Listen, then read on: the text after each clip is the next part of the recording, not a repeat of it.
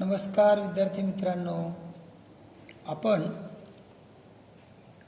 आत्तापर्यंत निर्देशक बिंदूचे निर्देशक आणि अंतर दरम्यानता हा घटक बघितलेत आणि त्यावरील उदाहरणं सुद्धा सोडवलेली आहेत. आता या पुढील भागामध्ये आपण रेषाखंड, किरण, रेषा यांची माहिती घेणार आहोत. बिंदू संचाच्या रूपामध्ये यांच्या व्याख्या तयार करण्याचा प्रयत्न करणार आहोत. गणित भाग 1 मध्ये तुम्ही संच हे प्रकरण अभ्यासलं. त्याच्यामध्ये संयोग संच, छेद संच यांचा अभ्यास आपण केलेलाच आहे.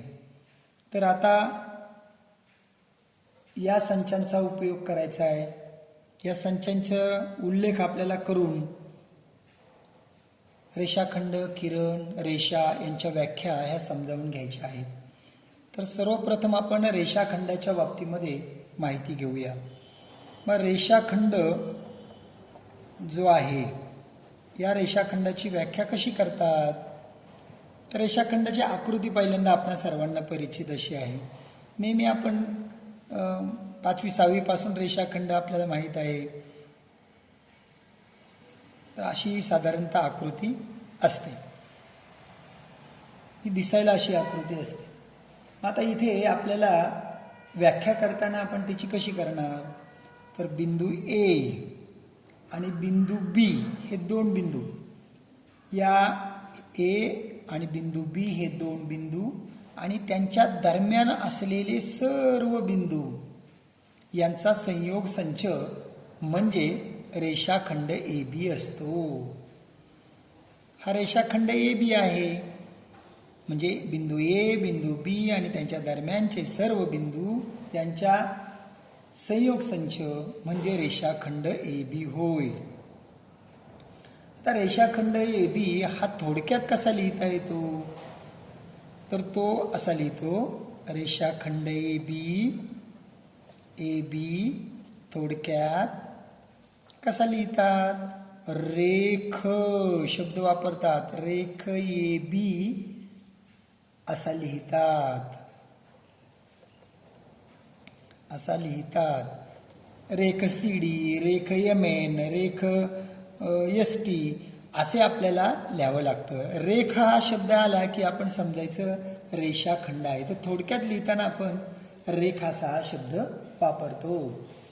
आता दुसरा एक पॉईंट मला या रेषाखंडामध्ये सांगायचा आहे की रेख ए बी आणि रेख म्हणजे रेख ए बी लिहिला याचा अर्थ काय होतो माहिती का? म्हणजेच रेख बी ए दोन्ही सारखेच आहेत. तुम्ही रेख ए बी असा शब्द वापरला तर ए बी रेषाखंडच होणार आणि रेख बी ए वापरला तर रेषाखंड ए बीच होणार.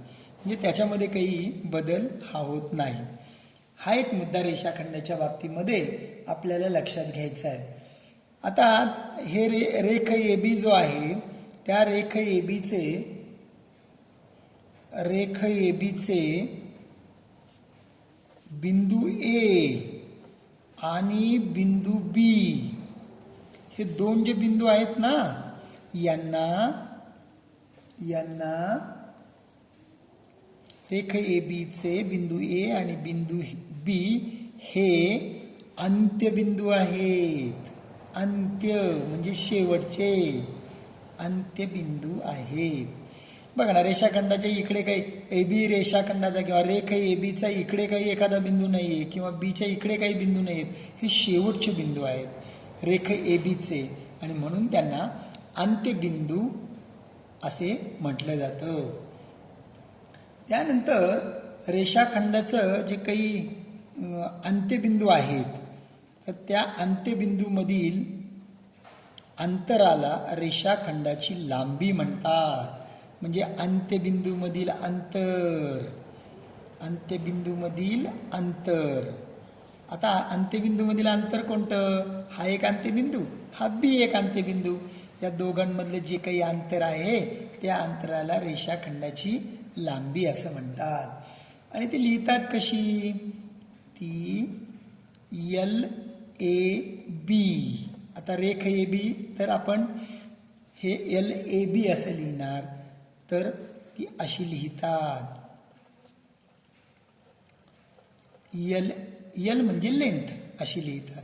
अजून एक गोष्ट मागील घटकांमध्ये सुद्धा आपण शिकलो, त्याची मी रिव्हिजन करतो की एल ए बी म्हणजेच काय, तर डिस्टन्स ए बी, ए आणि बी मधील बिंदूमधील अंतर म्हणजेच एल ए बी, म्हणजेच रेख ए बीची लांबी. रेषाखंडाची लांबी म्हणजे दोन अंत्यबिंदूमधील त्या रेषाखंडाच्या अंत्यबिंदूमधील अंतर होय, आणि ते एल ए बी असं दाखवतात. आता ए रेख ए बी म्हणून एल ए बी, इथे सी आणि डी जर नावं असतील तर इथे एल सी डी आलं असतं. तर अशा पद्धतीने ही गोष्ट सुद्धा आपल्याला लक्षात घ्यावी लागेल. आता काय होतं माहिती आहे का, एल ए बी समजा ही ए बीची लांबी जी आहे, या रेषाखंडाची लांबी समजा 5 सेंटीमीटर आहे, 5 सेंटीमीटर आहे. हे ना एल ए बी बरोबर 5 सेमी असं लिहिण्याच्या ऐवजी एल ए बी असं लिहिण्याच्या ऐवजी ए बी बरोबर 5 सेमी असं सुद्धा लिहू शकतो.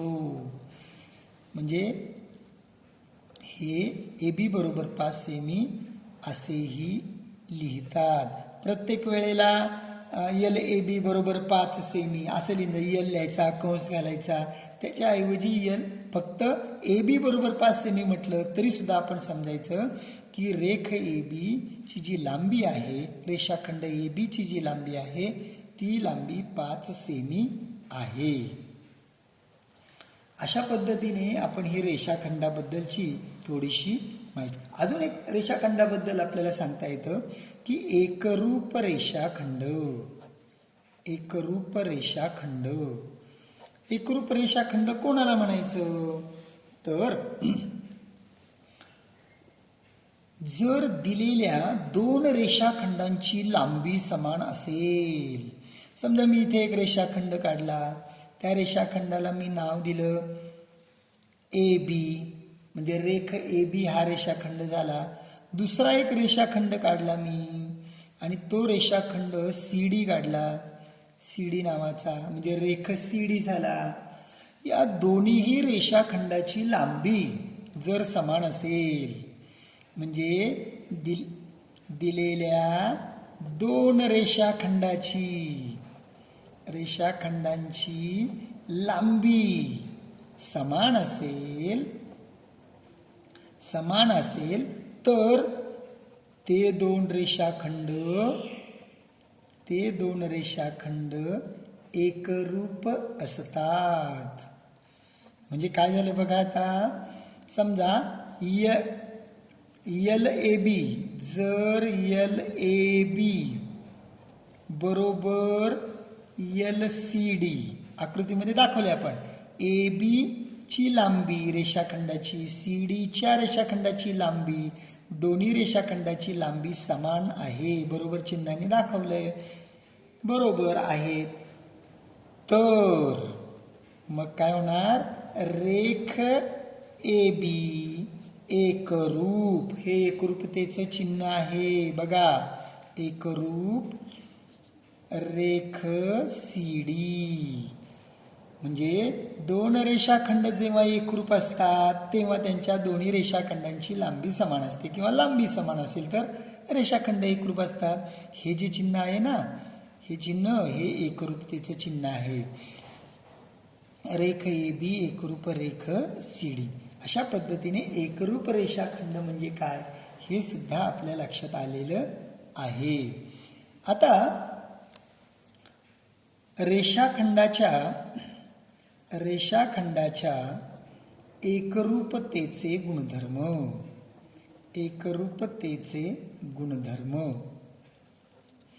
काय आहेत ते सुद्धा बघूया. रेषाखंडाच्या एकरूपतेचे गुणधर्म, एक पहिला गुणधर्म आहे परावर्तनता. आता परावर्तनता हा गुणधर्म काय, तर बघा, प्रत्येक रेषाखंड हा स्वतःशी एकरूप असतो. हेच आपण कसं लिहिणार? समजा रेख ए बी एकरूप, रेख ए बी एकरूप रेख ए बी, म्हणजे प्रत्येक रेषाखंड हा स्वतःशी एकरूप असतो. याला परावर्तनता गुणधर्म म्हणतात. इंग्लिशमध्ये त्याला रिफ्लेक्झिव्हिटी असं म्हणतात. प्रत्येक रेषाखंड हा स्वतःशी एकरूप असतो. रेख ए बी एकरूप रेख ए बी म्हणजे ए बीची लांबी इथे ए बीची लांबी दोन्ही सारखीच आहेत. हा झाला पहिला गुणधर्म, एक रेषाखंडाच्या एकरूपतेचा पहिला गुणधर्म. रेषाखंडाच्या एकरूपतेचा दुसरा गुणधर्म काय? त्याचं नाव आहे सममितता. सममितता, सममितता म्हणजे सिमेट्री. म्हणजे काय? समजा पहिला रेषाखंड हा दुसऱ्याशी एकरूप असेल तर दुसरा रेषाखंड हा पहिल्याशी एकरूप असतो. म्हणजे जर रेख ए बी एकरूप रेख सी डी, पहिला रेषाखंड दुसऱ्याशी एकरूप आहे तर, असं असेल तर रेख सी डी एकरूप रेख ए बी, म्हणजे पहिला रेषाखंड दुसऱ्याशी एकरूप असेल तर दुसरा रेषाखंड हा पहिल्याशी एकरूप असतो. हे झालं सममितता. तिसरा गुणधर्म जो आहे त्याचं नाव आहे संक्रामकता. इंग्लिशमध्ये त्याला ट्रान्झिस्टिव्हिटी असं म्हणतात. पहिला रेषाखंड दुसऱ्या रेषाखंडाशी एकरूप असेल, दुसरा रेषाखंड तिसऱ्याशी एकरूप असेल तर पहिला आणि तिसरा हे एकरूप असतात.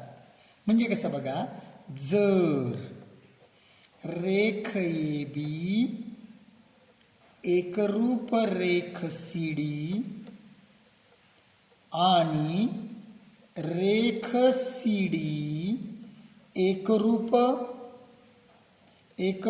रेख ई एफ असा घेतो मी, ई एफ, तर रेख ए बी एकरूप रेख ई एफ. जर पहिला रेषाखंड दुसऱ्याशी एकरूप असेल आणि दुसरा रेषाखंड तिसऱ्याशी एकरूप असेल तर तिसरा रेषाखंड आणि पहिला रेषाखंड हे दोन्हीही एकरूप असतात. हे झालं संक्रामकता गुणधर्म. असे 3 रेषाखंडाच्या एकरूपतेचे गुणधर्म आहेत. आता आपण रेषाखंडाचा मध्यबिंदू पाहूया. रेषाखंडाचा मध्यबिंदू, रेषाखंडाचा मध्यबिंदू. रेषाखंडाचा मध्यबिंदू म्हणजे काय बघूया. Mid point of A segment. Segment म्हणजे रेषाखंड आणि मिड पॉइंट म्हणजे मध्यबिंदू. समजा मी काय घेतलं बघा, इकडे एक असा रेषाखंड काढला, त्या रेषाखंडाला नाव दिलं मी ए बी. असा रेषाखंड काढला ए बी रेषाखंड. आणि इथे बघा व्याख्या करताना कशी केली आहे,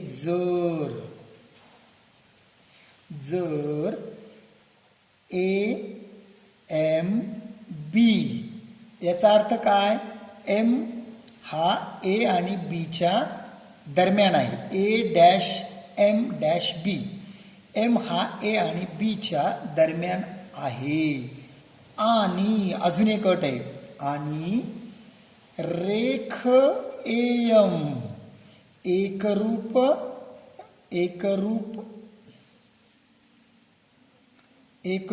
रेख एम बी. म्हणजे काय, ए आणि बीच्या दरम्यान इथे एम आहे आणि अजून काय, तर एमची जेवढी लांबी आहे तेवढीच लांबी ही एम बीची आहे, रेषाखंडाची आहे.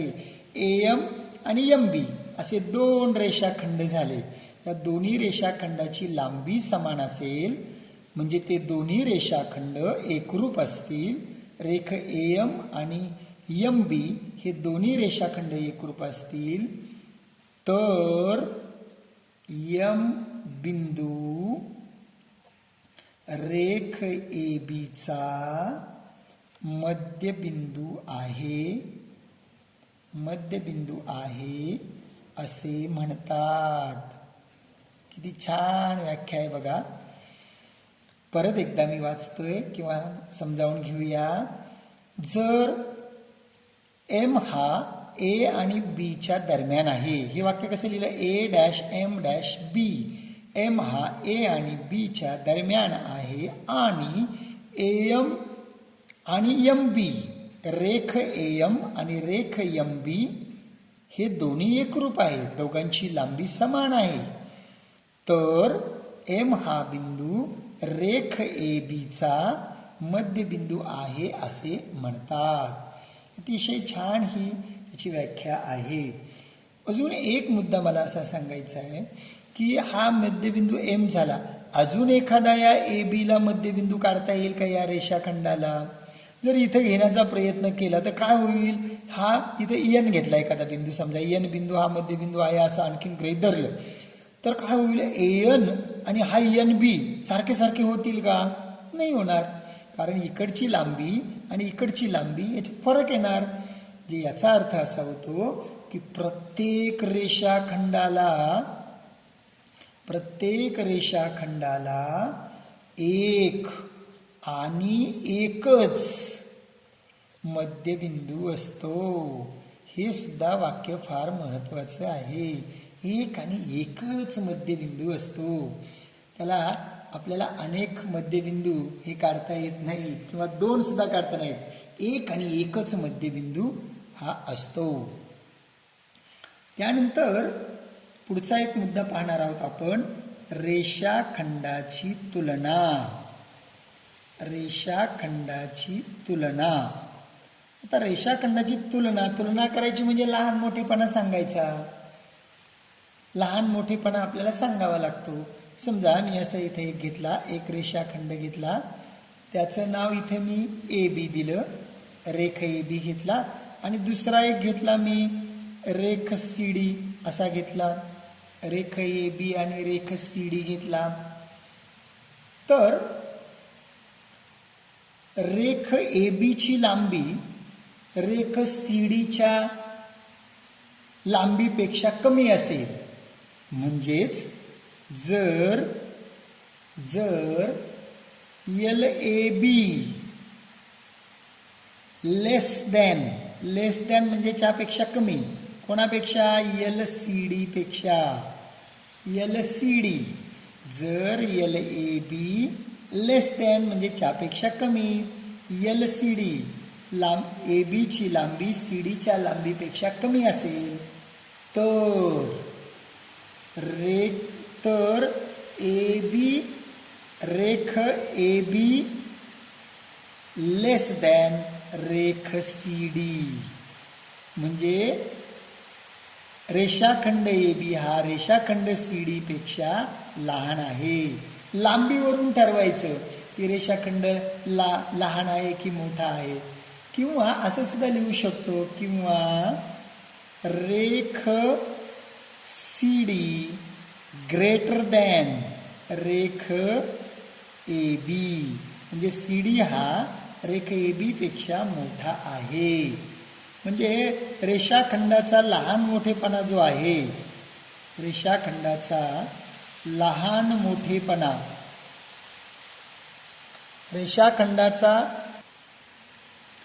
रेषाखंडाचा लहान मोठेपणा हा त्यांच्या लांबीवर अवलंबून असतो. ही गोष्ट आपल्या लक्षात येते. ज्याची लांबी जास्त तो रेषाखंड दुसऱ्याच्या तुलनेमध्ये मोठा. लहान मोठेपणा पाहण्यासाठी किंवा रेषाखंडाची तुलना करण्यासाठी ही एक दोघांमध्ये तिघांमध्ये ही तुलना होत असते. म्हणजे कोणीतरी जोडीदार पाहिजे, सापेक्ष आहेत. ठीक आहे. आता पुढचा जो मुद्दा आपल्याला बघायचा आहे तो म्हणजे रेषाखंडाची किंवा किरणाची लंबता. आता लंबता म्हणजे काय हे आपल्याला बघायचं आहे. रेषाखंडाची किंवा किरणाची लंबता. लंब म्हणजे 90 अंशाचा कोन करणार. समजा मी असं म्हणतो की 2 रेषाखंड असतील, 2 किरण असतील किंवा 1 किरण व 1 रेषाखंड असेल तर यांना सामावणाऱ्या रेषा जर परस्परांना लंब असतील तर ते 2 रेषाखंड, ते 2 किरण किंवा 1 किरण आणि 1 रेषाखंड परस्परांना लंब आहेत असे म्हणतात. आता पहिल्यांदा आपण रेषा लंब कशा असतात ते बघूया. जर 2 रेषा असतील आणि त्या परस्परांना जर लंब असतील, इथं असे लंब असतात, 90 अंशाचा कोन करत असतील, म्हणजे 2 रेषा जर असतील, यल रेषा आहे, यम रेषा आहे, यल रेषा आणि यम रेषा या परस्परांना 90 अंशामध्ये छेदतात, म्हणून या 2 रेषा एकमेकींना लंब आहेत. म्हणजे 2 रेषा एकमेकींना लंब केव्हा असतात? 90 अंशाचा कोन असेल तेव्हा दोघींमध्ये, किंवा दोन्ही रेषा एकमेकांना 90 अंशात छेदत असतील तर. आता मी काय म्हणतो की मला 2 रेषाखंड आहे ना हे लंब आहेत की नाही बघायचे. म्हणजे मला हा रेषाखंड घेतला मी ए बी रेषाखंड घेतला आणि दुसरा रेषाखंड घेतला मी हा सी डी. हे दोन्ही रेषाखंड हे एकमेकांना लंब आहेत की नाहीत हे मला शोधायचं आहे. त्यासाठी काय करा तर या रेषाखंडांना सामावणाऱ्या रेषा, या रेषाखंडांना सामावणाऱ्या रेषा, असं पुढे पुढे वाढवलं मी, डॅश डॅशने वाढवतो, यांना सामावणाऱ्या रेषा जर एकमेकींना लंब असतील तर ते रेषाखंड सुद्धा एकमेकींना काय होतात? लंब होतात.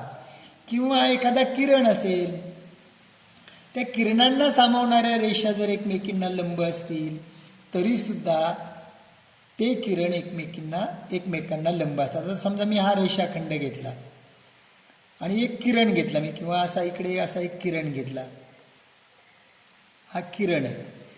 आता या रेषाखंडाला सामावणारी ही रेषा, या किरणाला सामावणारी ही रेषा, म्हणजे या रेषा जर एकमेकींना जर लंब असतील तर हा किरण सुद्धा या रेषाखंडाला लंब असतो.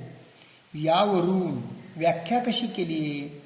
2 रेषाखंड किंवा 2 किरण जरी घेतले तरी, किंवा 1 किरण आणि 1 रेषाखंड यांना सामावणाऱ्या रेषा जर एकमेकींना परस्परांना लंब असतील तर ते 2 रेषाखंड किंवा ते 2 किरण किंवा 1 रेषाखंड आणि 1 किरण परस्परांना लंब असतात असे म्हणतात. आता इथे मी आकृती काढलेली आहे पहा. इथे किरण सी डी काढूया आपण. आकृतीमध्ये इथे काय दिसते बघा की रेख ए बी लंब रेख सी डी.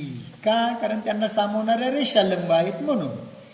तसेच या आकृतीमध्ये आपल्याला काय दिसतं तर रेख ए बी लंब किरण सी डी असं आपल्याला दिसतं. तर अशा पद्धतीने रेषाखंड किंवा किरण हे सुद्धा परस्परांना लंब असतात. आता अजून एक गोष्ट आपल्याला